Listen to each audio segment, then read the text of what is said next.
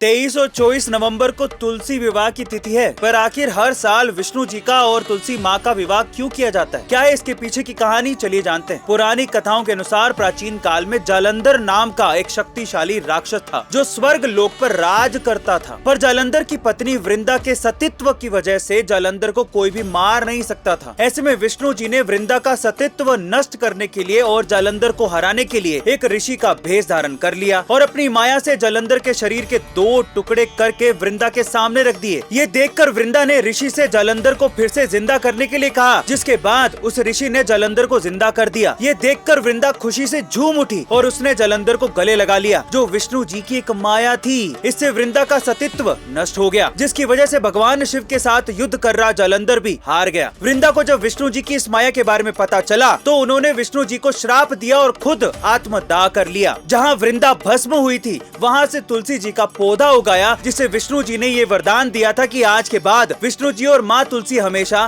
साथ साथ रहेंगे, और तब से हर साल तुलसी जी का विवाह मनाया जाता है। क्या आपने कभी ग्रेट वॉल ऑफ इंडिया के बारे में सुना है? Guys, great wall of China के बारे में सब जानते होंगे, लेकिन ग्रेट वॉल ऑफ इंडिया के बारे में शायद ही कोई जानता होगा। भारत के राजस्थान राज्य में मौजूद कुंभलगढ़ किले की दीवार को दुनिया की दूसरी सबसे लंबी दीवार माना जाता है। 13 पहाड़ियों से घिरी ये दीवार समुद्र तल से 1914 मीटर की ऊंचाई पर मौजूद है। ये दीवार 36 किलोमीटर लंबी और 25 फीट चौड़ी है, और ऐसा कहा जाता था कि इस दीवार पर एक साथ 8 घोड़े दौड़ सकते थे। राजस्थान के कुंभलगढ़ किले में कुल 360 मंदिर बने हैं, जिसमें से 300 मंदिर जैनी और 60 मंदिर हिंदू मंदिर हैं। कुंभलगढ़ किले की सुरक्षा के लिए बनाई गई इस दीवार को बनाने में 15 साल का समय लगा था। कुंभलगढ़ एक समय मेवाड़ की संकटकालीन राजधानी भी था। महाराणा कुंभा से लेकर महाराणा राज सिंह के समय तक मेवाड़ पर हुए आक्रमणों के समय राज परिवार इसी किले में रहा था। किले की इसी लंबी दीवार की वजह से साल 2013 में कुंभलगढ़ को वर्ल्ड हेरिटेज की सूची में शामिल किया गया था। वैसे गाइस, क्या इसके पहले तक आप इस दीवार के बारे में और इस किले के बारे में जानते थे? कमेंट सेक्शन में जरूर लिखेगा। जिस वाघ नख से छत्रपति शिवाजी महाराज ने अफजल खान को मार गिराया था,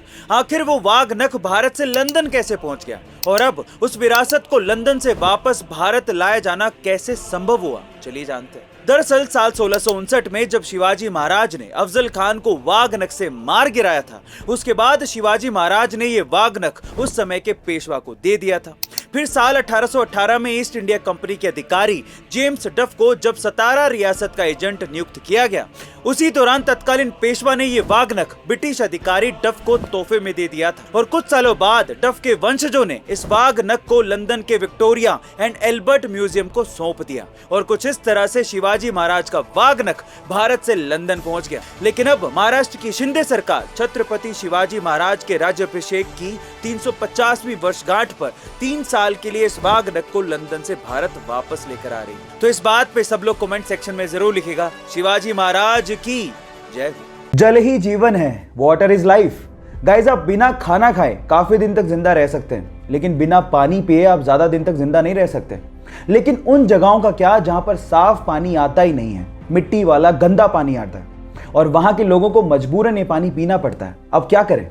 सो उसका एक सॉल्यूशन आ गया है, एक पाउडर जो कि नेचुरल इंग्रेडिएंट से मिलके बना है, जिसका नाम है पॉलीग्लू, जिसकी चुटकी भर मात्रा अगर आप किसी गंदे पानी की बोतल में डाल दें और उस बोतल को अच्छे से शेक करें, तो थोड़ी ही देर में वो सस्पेंडेड पार्टिकल यानी कि सैंड को, गंदगी को वो नीचे बिठा देता है, और साफ पानी, पीने लायक पानी आपको मिल जाता है। और ऐसी जगहें जहां पर साफ पानी नहीं आता, उसके लिए ये पाउडर वरदान से कम नहीं है। क्या आपको इसके पहले तक ये बात पता थी? और अगर नहीं पता थी तो चैट सेक्शन में लिखना मत भूलिएगा।